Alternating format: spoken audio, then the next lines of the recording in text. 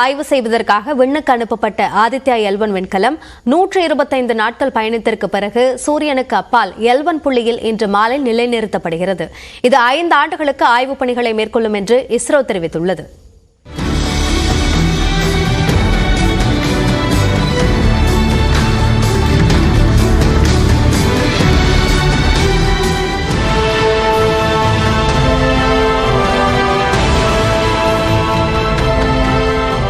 சந்திரயான் 3 விண்கலத்தின் வெற்றியை தொடர்ந்து சூரியனை ஆய்வு செய்யும் பணியில் ISRO களமிறங்கியுள்ளது.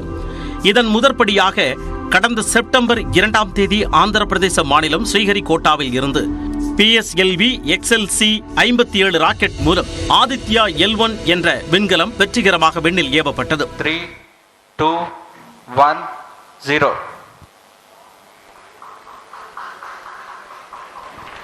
+5 seconds. Lift off normal. P1 tracking. PC tracking.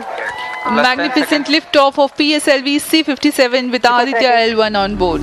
அதன் வட்டப்பாதையை உயர்த்துவதற்காக இதுவரை விஞ்ஞானிகள் 4 கட்ட பணிகளை மேற்கொண்டுள்ளனர். இதனைத் தொடர்ந்து பூமியில் இருந்து சுமார் 15 லட்சம் கிலோமீட்டர் தூரத்தில் புவிக்கும் சூரியனுக்கும் இடையில் சம புவி ஈர்ப்பு விசை புள்ளியான லக்ராஞ்சியனை நோக்கி ஆதித்யா L1 பயணித்து வருகிறது. 125 நாட்கள் பயணித்த பிறகு இன்று மாலை 4 மணிக்கு அதனை வட்டப்பாதையில் நிலைநிறுத்தும் பணிகளை இஸ்ரோ விஞ்ஞானிகள் மேற்கொள்கின்றனர். சூரியன் ஒரு மிக நிறை கொண்ட ஒரு பொருள். அதே மாதிரி பூமிக்கும் நிறை இருக்கு. அதனால சூரியனுக்கும் ஈர்ப்பு விசை இருக்கு, பூமிக்கும் இருக்கு. அப்போ சூரியன் இருக்கு, பூமி இருக்கு அப்படின்னு சொன்னா சூரியனும் பிடிச்சி இழுக்கும், பூமியும் பிடிச்சி இழுக்கும் இல்லையா இங்க இருக்கிறதெல்லாம். அப்போ ஏதாவது ஒரு புள்ளியில சூரியனுடைய கவர்ச்சி விசையும் பூமியினுடைய கவர்ச்சி விசையும் சமமா இருக்கும்ல, அந்த புள்ளி தான் L1. அந்த புள்ளியில போய் நிக்காது. அது அந்த புள்ளிய சுத்தி ஒரு ஒளிவட்டம் மாதிரி சுத்திட்டு வரும். இதான் அந்த புள்ளின்னு சொன்னா அது ஒரு ஒளிவட்டம் மாதிரி இப்படி சுத்திட்டு வரும்.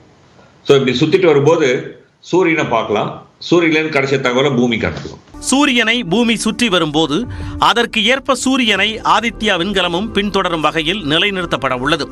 எனவே சூரியனில் ஏற்படும் மாற்றங்கள், அதனால் நிகழும் விளைவுகளை முன்கூட்டியே பூமியில் இருந்து அறிய முடியும் என்று விஞ்ஞானிகள் கூறியுள்ளனர். ஏதாவது ஒரு கதிர்கள் வருதுன்னு வச்சுப்போம், உதாரணமா ஒரு சூறாவளி வருதுன்னு வச்சுப்போம்.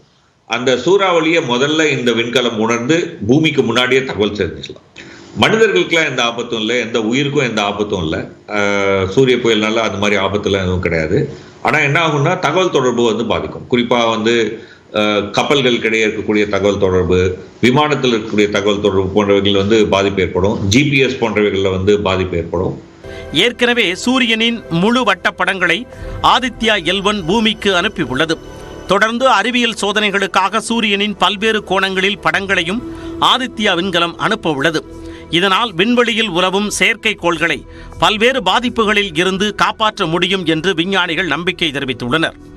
ஆதித்யா விண்கலனை L1 புள்ளியில் நிலைநிறுத்துவதற்கான இறுதிக்கட்ட ஏற்பாடுகள் தீவிரமாக நடைபெற்று வருகிறது.